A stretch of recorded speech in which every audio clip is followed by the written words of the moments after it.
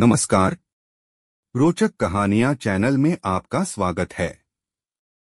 आज सुनिए मुंशी प्रेमचंद जी की कहानी अनिष्ट शंका चांदनी रात, समीर के सुखद झोंके, सुरम्य उद्यान। कुंवर अमरनाथ अपनी विस्तीर्ण छत पर लेटे हुए मनोरमा से कह रहे थे, तुम घबराओ नहीं, मैं जल्द आऊंगा।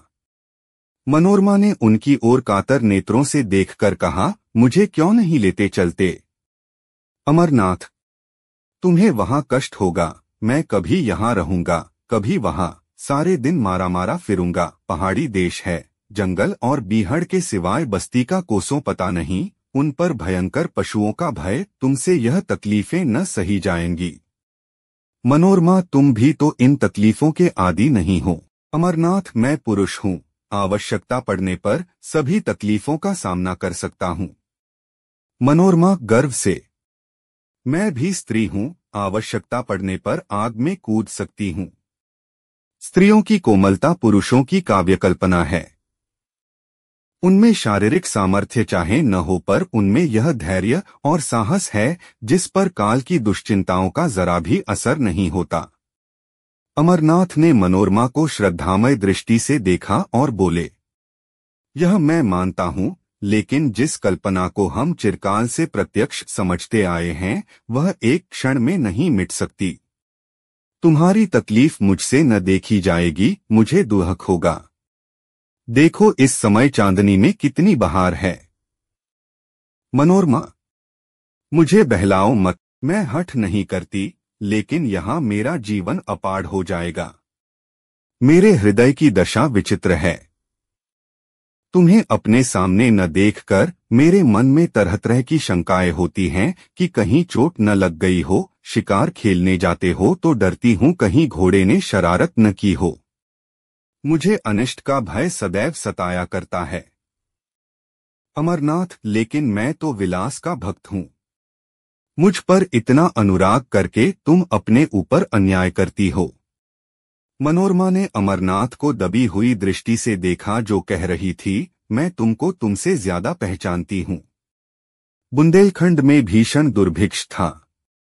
लोग वृक्षों की छाले छील छील कर खाते थे। क्षुधा पीड़ा ने भक्ष्याभक्ष्य की पहचान मिटा दी थी। पशुओं का तो कहना ही क्या, मानव संतानें कौड़ियों के मोल बिकती थीं।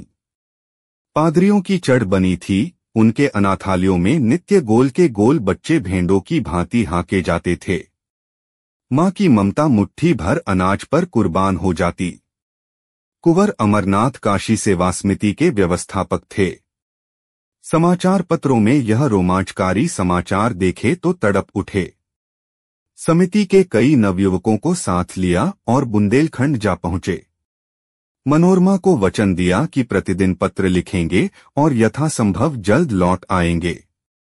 एक सप्ताह तक तो उन्होंने अपना वचन पालन किया, लेकिन शनैः शनैः पत्रों में विलंब होने लगा। अक्सर इलाके डाकघर से बहुत दूर पड़ते थे।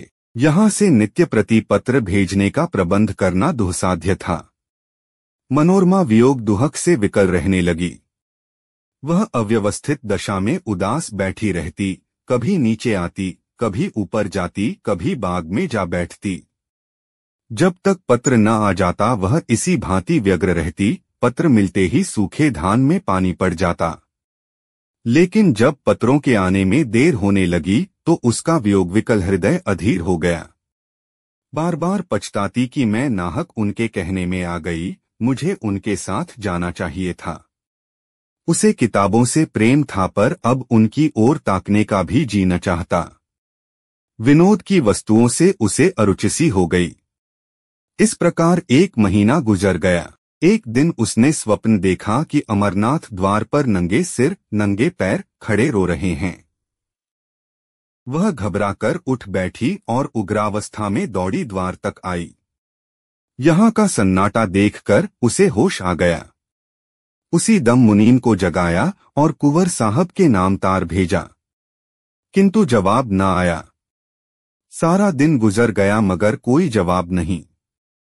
दूसरी रात भी गुजरी, लेकिन जवाब का पता न था। मनोरमा निर्जल निराहार मूर्छित दशा में अपने कमरे में पड़ी रहती।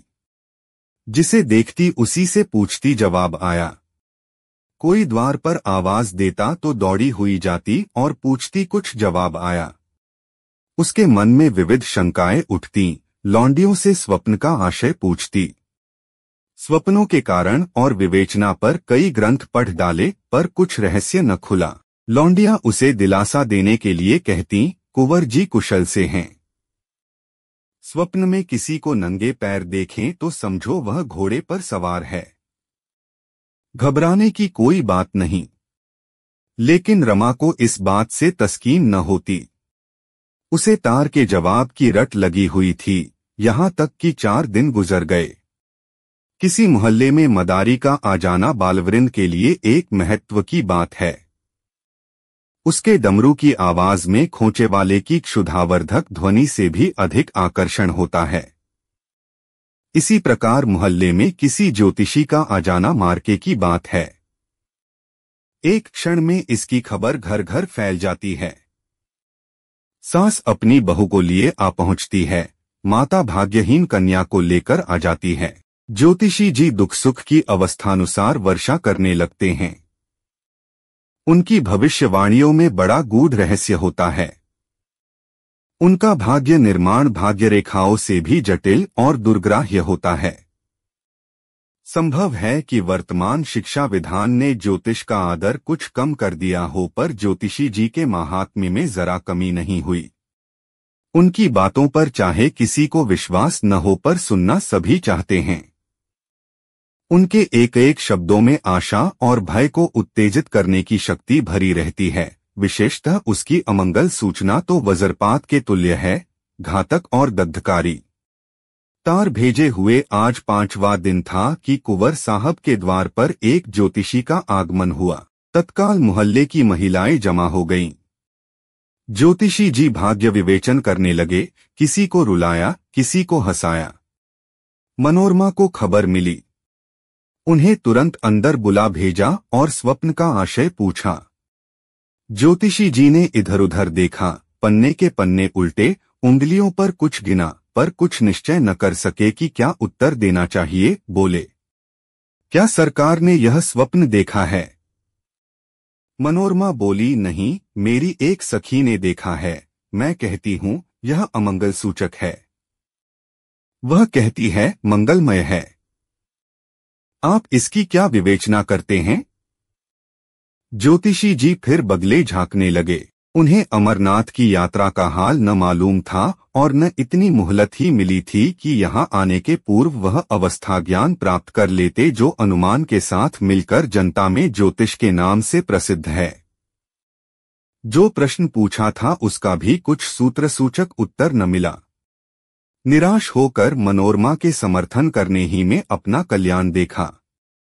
बोले, सरकार जो कहती हैं वही सत्य है। यह स्वप्न अमंगल सूचक है। मनोरमा खड़ी सितार के तार की भांति थरथर कांपने लगी। ज्योतिषी जी ने उस अमंगल का उद्घाटन करते हुए कहा, उनके पति पर कोई महान संकट आने वाला है। उनका घर नाश हो जाएगा। वह देश विदेश मारे मारे फिरेंगे। मनोरमा ने दीवार का सहारा लेकर कहा, भगवान मेरी रक्षा करो, और मूर्छित होकर जमीन पर गिर पड़ी। ज्योतिषी जी अब चेते, समझ गए कि बड़ा धोखा खाया। आश्वासन देने लगे, आप कुछ चिंता न करें। आश्वासन देने लगे, आप कुछ चिंता न करें। मैं उस संकट का निवारण कर सकता हूं। मुझे एक बकरा, कुछ लौंग और कच्चा धागा मंगा दें। जब कुंवर जी के यहाँ से कुशल समाचार आ जाए तो जो दक्षिणा चाहे दे दें। काम कठिन है पर भगवान की दया से असाध्य नहीं है। सरकार देखें, मुझे बड़े बड़े हाकिमों ने सर्टिफिकेट दिए हैं। अभी डिप्टी साहब की कन्या बीमार थी। डॉक्टरों ने जवाब दे दिया था। मैंने यंत्र दिया, बैठे बैठे आंखें खुल गईं। कल की बात है, सेठ चंदूलाल के यहाँ से रोकड़ की एक थैली उड़ गई थी। कुछ पता न चलता था। मैंने सगुन विचारा और बात की बात में चोर पकड़ लिया। उनके मुनीम का काम था। थैली ज्यों की त्यों निकल आई। ज्योतिषी जी तो अपनी सिद्धियों की सराहना कर रहे थे और मनोरमा अचेत पड़ी हुई थी। अकस्मात वह उठ बैठी, मुनीन को बुलाकर कहा, यात्रा की तैयारी करो, मैं शाम की गाड़ी से बुंदेलखंड जाऊंगी। मनोरमा ने स्टेशन पर आकर अमरनाथ को तार दिया, मैं आ रही हूं। उनके अंतिम पत्र से ज्ञात हुआ था कि वह कबरई में हैं। कबरई का टिकट लिया, लेकिन कई दिनों से जागरण कर रही थी।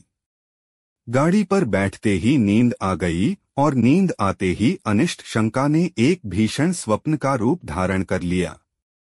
उसने देखा सामने एक अगम सागर है, उसमें एक टूटी हुई नौका हलकोरे खाती बहती चली जाती है। उस पर न कोई मल्लाह है, न पाल न डांडे। तरंगे उसे कभी ऊपर ले जाती हैं, कभी नीचे। सहसा उस पर एक मनुष्य दृष्टिगोचर हुआ। यह अमरनाथ थे, नंगे सिर, नंगे पैर, आंखों से आंसू बहाते हुए। मनोरमा थरथर कांप रही थी। जान पड़ता था नौका अब डूबी और अब डूबी। उसने जोर से चीख मारी और जाग पड़ी। शरीर पसीने से तर था, छाती धड़क रही थी। वह तुरंत उठ बैठी, हाथ मुंह धोया और इसका इरादा किया, अब न सोऊंगी। हाँ, कितना भयावह दृश्य था। परमपिता, अब तुम्हारा ही भरोसा है, उनकी रक्षा करो। उसने खिड़की से सिर निकालकर देखा। आकाश पर तारागण दौड़ रहे थे। घड़ी देखी, 12 बजे थे। उसको आश्चर्य हुआ, मैं इतनी देर तक सोई, अभी तो एक झपकी भी पूरी न होने पाई। उसने एक पुस्तक उठा ली और विचारों को एकाग्र कर पढ़ने लगी। इतने में प्रयाग आ पहुंचा। गाड़ी बदली। उसने फिर किताब खोली और उच्च स्वर से पढ़ने लगी। लेकिन कई दिनों की जगी आंखें इच्छा के अधीन नहीं होती। बैठे बैठे झपकियां लेने लगी, आंखें बंद हो गईं और एक दूसरा दृश्य सामने उपस्थित हो गया। उसने देखा, आकाश से मिला हुआ एक पर्वत शिखर है। उसके ऊपर के वृक्ष छोटे छोटे पौधों के सदृश दिखाई देते हैं। श्यामवर्ण घटाएं छाई हुई हैं। बिजली इतने जोर से कड़कती है कि कान के पर्दे फटे जाते हैं, कभी यहां गिरती है, कभी वहां। शिखर पर एक मनुष्य नंगे सिर बैठा हुआ है। उसकी आंखों का अश्रुप्रवाह साफ दिख रहा है। मनोरमा दहल उठी, यह अमरनाथ थे। वह पर्वत शिखर से उतरना चाहते थे, लेकिन मार्ग न मिलता था। भय से उनका मुखवर्ण शून्य हो रहा था। अकस्मात एक बार बिजली का भयंकर नाद सुनाई दिया, एक ज्वालासी दिखाई दी और अमरनाथ अदृश्य हो गए। मनोरमा ने फिर चीख मारी और जाग पड़ी। उसका हृदय बांसों उछल रहा था, मस्तिष्क चक्कर खाता था। जागते ही उसकी आंखों में जल प्रवाह होने लगा। वह उठ खड़ी हुई और कर जोड़कर ईश्वर से विनय करने लगी, ईश्वर, मुझे ऐसे बुरे बुरे स्वप्न दिखाई दे रहे हैं, न जाने उन पर क्या बीत रही है। तुम दीनों के बंधु हो, मुझ पर दया करो। मुझे धन और संपत्ति की इच्छा नहीं, मैं झोपड़ी में खुश रहूंगी, मैं केवल उनकी शुभकामना रखती हूँ। मेरी इतनी प्रार्थना स्वीकार करो। वह फिर अपनी जगह पर बैठ गई। अरुणोदय की मनोरम छटा और शीतल सुखद समीर ने उसे आकर्षित कर लिया। उसे संतोष हुआ, किसी तरह रात कट गई, अब तो नींद न आएगी। पर्वतों से मनोहर दृश्य दिखाई देने लगे, कहीं पहाड़ियों पर भेड़ों के गल्ले, कहीं पहाड़ियों के दामन में मृगों के झुंड, कहीं कमल के फूलों से लहराते सागर। मनोरमा एक अर्धस्मृति की दशा में इन दृश्यों को देखती रही, लेकिन फिर न जाने कब उसकी अभागी आंखें झपक गईं। उसने देखा अमरनाथ घोड़े पर सवार एक पुल पर चले जाते हैं। नीचे नदी उमड़ी हुई है, पुल बहुत तंग है, घोड़ा रह रह कर बिदकता है और अलग हो जाता है। मनोरमा के हाथ पांव फूल गए। वह उच्च स्वर से चिल्ला चिल्ला कर कहने लगी, घोड़े से उतर पड़ो, घोड़े से उतर पड़ो। यह कहते हुए वह उनकी तरफ झपटी, आंखें खुल गईं। गाड़ी किसी स्टेशन के प्लेटफार्म से सनसनाती चली जाती थी। अमरनाथ नंगे सिर, नंगे पैर प्लेटफार्म पर खड़े थे। मनोरमा की आंखों में अभी तक वही भयंकर स्वप्न समाया हुआ था।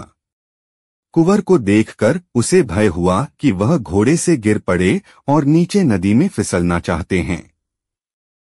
उसने तुरंत उन्हें पकड़ने के लिए हाथ फैलाया और जब उन्हें न पा सकी तो उसी सुषुप्तावस्था में उसने गाड़ी का द्वार खोला और कुंवर साहब की ओर हाथ फैलाए हुए गाड़ी के बाहर निकल आई। तब वह चौंकी, जान पड़ा किसी ने उठाकर आकाश से भूमि पर पटक दिया। जोर से एक धक्का लगा और चेतना शून्य हो गई। वह कबरई का स्टेशन था। अमरनाथ तार पाकर स्टेशन पर आए थे, मगर यह डाक थी, वहां न ठहरती थी। मनोरमा को हाथ फैलाए गाड़ी से गिरते देखकर वह हाहा करते हुए लपके, लेकिन कर्मलेख पूरा हो चुका था। मनोरमा प्रेम वेदी पर बलिदान हो चुकी थी। इसके तीसरे दिन वह नंगे सिर नंगे पैर भग्न हृदय घर पहुंचे। मनोरमा का स्वप्न सच्चा हुआ। उस प्रेमविहीन स्थान में अब कौन रहता? उन्होंने अपनी संपूर्ण संपत्ति काशी सेवा समिति को प्रदान कर दी और अब नंगे सिर नंगे पैर विरक्त दशा में देश विदेश घूमते रहते हैं। ज्योतिषी जी की विवेचना भी चरितार्थ हो गई। आप सुन रहे थे मुंशी प्रेमचंद जी की कहानी अनिष्ट शंका।